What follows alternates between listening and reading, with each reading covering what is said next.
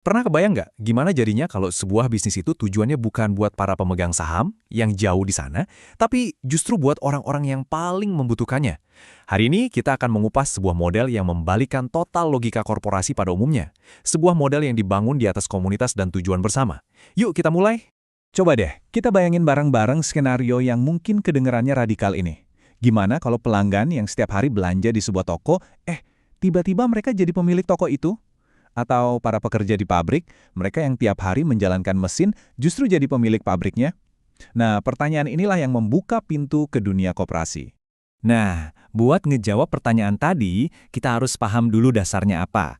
Jadi di bagian pertama ini, kita bakal bedah nih, apa sih koperasi itu sebenarnya? Karena ini bukan sekedar nama, ini adalah cara yang sama sekali berbeda dalam membangun sebuah perusahaan. Oke, ini definisi resminya nih dari Aliansi Koperasi Internasional. Coba kita perhatiin kata-kata kuncinya. Ada otonom dan sukarela. Artinya, ya ini nggak ada paksaan. Terus yang paling penting, dimiliki bersama dan dikendalikan secara demokratis. Nah, ini dia intinya. Artinya, kekuasaan itu bukan di tangan investor luar yang cuma ngejar untung, tapi ada di tangan para anggotanya sendiri. Disinilah bedanya, kelihatan jelas banget. Kalau di perusahaan biasa, ya uang itu rajanya kan? Makin banyak saham, makin kenceng suaranya. Dan tujuannya cuma satu, profit buat investor.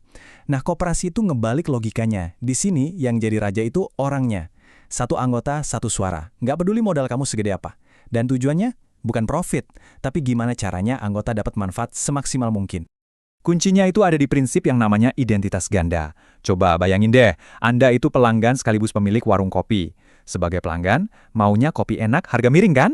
Tapi sebagai pemilik, Anda mau bisnisnya jalan terus. Nah, di koperasi, dua peran ini jadi satu. Nggak ada lagi tuh konflik kepentingan, karena yang punya dan yang dilayanin, ya orangnya itu-itu juga. Inilah yang jadi mesin penggeraknya. Jadi gimana cara kerjanya di lapangan? Gini, sekelompok orang, misalnya para petani, ngumpul. Mereka ini bikin perusahaan bukan buat naklukin pasar, tapi buat ngelayanin kebutuhan mereka sendiri. Koperasinya jadi semacam jembatan. Jadi alat mereka buat dapat harga pupuk yang lebih murah, atau buat ngejual hasil panen dengan posisi tawar yang lebih kuat. Oke, sekarang yang penting buat kita pahami, koperasi itu bukan konsep yang kaku loh. Idenya ini fleksibel banget. Di seluruh dunia, konsep ini bisa beradaptasi dengan ideologi dan kebutuhan yang beda-beda. Yuk kita lihat 3 wajah utamanya. Nah, di sini kita bisa lihat 3 pendekatan yang beda banget. Model barat itu fokusnya ke otonomi dan keuntungan buat anggota. Kalau model sosialis, koperasi itu dilihat sebagai alat negara buat mencapai target-target perencanaan nasional.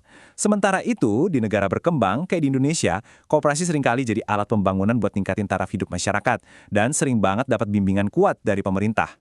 Baiklah, setelah kita paham konsepnya, sekarang kita lihat yuk gimana ide-ide ini diterapin di dunia nyata. Kita bahas beberapa contohnya dengan cepat ya.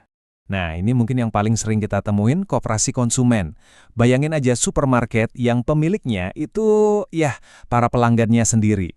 Tujuannya jadi jelas banget, dapat barang berkualitas dengan harga yang lebih oke, karena nggak ada profit yang harus dibagi-bagi ke investor luar.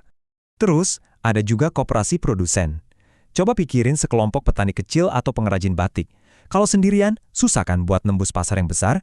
Tapi, dengan gabung jadi koperasi, mereka bisa bareng-bareng beli bahan baku dalam jumlah besar, masarin produk sama-sama, dan akhirnya punya daya tawar yang jauh lebih kuat.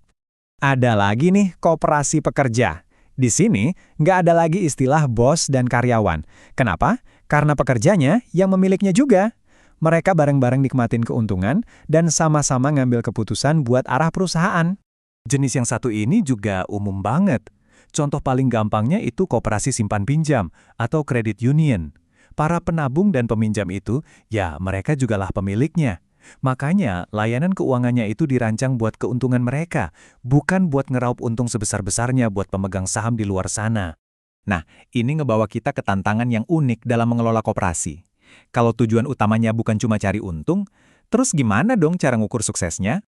Jawabannya bisa kita temukan dari visi Bapak Koperasi Indonesia, Bung Hatta. Beliau negasin kalau fondasinya itu bukan laba, tapi meningkatkan kemakmuran. Jadi, sukses itu diukur dari seberapa baik koperasi bisa bantu ningkatin produksi, perbaikin kualitas, dan mastiin harga yang adil buat para anggotanya. Dan misi ini dipertegas lagi loh di dalam undang-undang kita. Jelas banget tertulis. Suksesnya sebuah koperasi itu diukur dari seberapa besar dia bisa meningkatkan kesejahteraan anggotanya dan juga masyarakat di sekitarnya. Ini hasil akhir yang beda banget kan sama sekedar laporan laba rugi? Jadi kalau kita lihat perannya, koperasi itu bukan sekedar toko atau bank biasa. Di Indonesia, koperasi dipandang sebagai sesuatu yang jauh lebih besar, sebagai pilar ekonomi kerakyatan. Sebuah alat buat membangun masyarakat dari bawah dan nyiptain fondasi ekonomi yang lebih adil dan demokratis. Oke, sebagai penutup, mari kita lihat gimana sih model yang bersejarah ini berevolusi, biar tetap relevan di zaman sekarang. Kadang-kadang, perubahan besar itu bisa kita lihat dari hal yang simpel kayak logo. Nah, di sini kita bisa lihat evolusi identitas Koperasi Indonesia. Dari logo lama yang kelihatan lebih tradisional ke logo baru yang, wah, ceritanya udah beda banget. Desain baru ini bukan cuma ganti gambar, bentuk bunga itu simbol kemajuan. Terus ada 4 sudut yang mengarah keluar, ini nunjukin ambisi buat bersaing secara global. Jadi, ini tuh semacam pernyataan kalau koperasi modern harus inovatif, punya wawasan luas dan siap menghadapi tantangan ekonomi zaman now. Pada akhirnya, ya inilah intinya. Koperasi itu nawarin sebuah alternatif, sebuah model di mana suksesnya bisnis itu nggak bisa dipisahin dari sejahteranya komunitas. Jadi, saya mau tutup pembahasan kita kali ini dengan satu pertanyaan reflektif buat Anda. Di dunia yang makin fokus sama persaingan individu, kira-kira apa ya yang bisa kita pelajari dari model bisnis yang justru menempatkan komunitas dan kerjasama sebagai jantungnya? Semoga penjelasannya bermanfaat. Terima kasih.